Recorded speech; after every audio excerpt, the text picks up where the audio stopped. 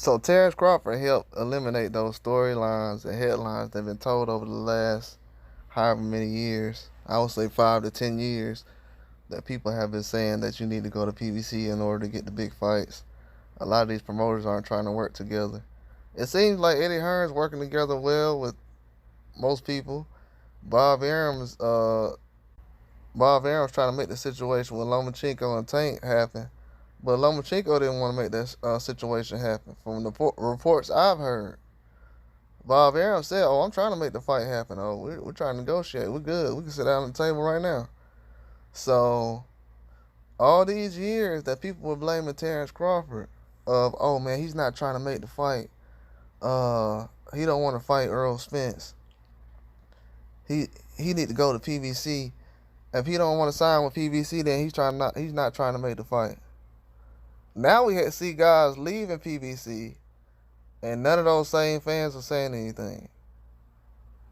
Now we see that Crawford is one of the only fighters that actually went to PBC to fight the best, not to pick certain fighters he wanted to fight, like Canelo. He actually went to PBC to fight the best. And what I'm seeing now is the guys at PBC is starting to get silent around there. Starting to get silent. I heard people say that you need certain fights at PBC in order to solidify your legacy. That's not true, because a lot of guys, well, who Canelo fought recently? Caleb Plant and what, Charlo on PBC? Those are legacy fights for Canelo? I'm being real. I'm just asking, because Crawford could have went and had them same 2 fights if those were legacy fights. But everybody said that Charlo was too big for Crawford, but he's not too big for Canelo. Okay. I mean, Canelo's not too big for him. That don't make any sense. So, the whole PBC rumor, it has been put away. I didn't like it because it started being used as a negotiated point, and that's what's going on now. I haven't heard anybody say, well, I did hear recently, and this is not allegedly, I heard Tank say that, yeah, sign over here with us and we'll give you a fight and stuff like that. People don't want to acknowledge that. But, yeah, that does happen. And from what I'm seeing right now, Crawford's trying to fight the best. And if they don't let him fight, or they're not trying to fight him, he can't force anybody to get in the ring with him. And PBC, the little PBC negotiating point, people were saying, well, you got to sign with the PBC. Munguia ain't had to sign the PBC to fight Canelo. You don't got to sign. Ryan Garcia ain't had to sign on PBC to fight Tank. So what are we talking about? You know what I'm saying? Like, Crawford's the only one that's trying to make these fights happen. Nobody else left their promotional companies to try to make fights happen. Shakur Stevenson, he's the guy who just left Top Rank to try to make the fights happen. But they putting all the pressure on him. Oh, what do you know? They did the same thing with Terence Crawford. Oh, let's put the pressure on him to make the fight, because we know Spence going to make the fight. How you know Spence going to make the fight when Spence people didn't want to make the fight? Like I said, man, they're going to let us see a lot of people trying to get away with what they said in the past and trying to act like, well, yeah, well, now it's different. No, it ain't different now. You were saying that PBC was the place to go.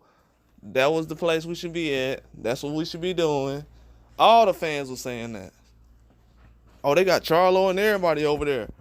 Look what they did for their careers. One loss, and people don't even mention them no more.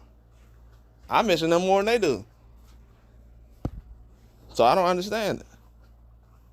Then, a lot of fights Crawford was trying to make, along with PBC, was with PBC guys, technically.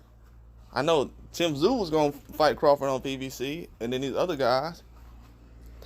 Crawford was down for the Boots fight a while ago. He moved on from that, but he's been trying to fight everybody. Boots, Tim Tszyu, Spence, Fundora, Canelo. Like, who else? Everybody but Benavidez. They try to throw Benavidez in there. They got guys at 60 and 68 and 54 that don't want to fight Benavidez, but they'll be saying, "Hey man, we need to put Crawford in there."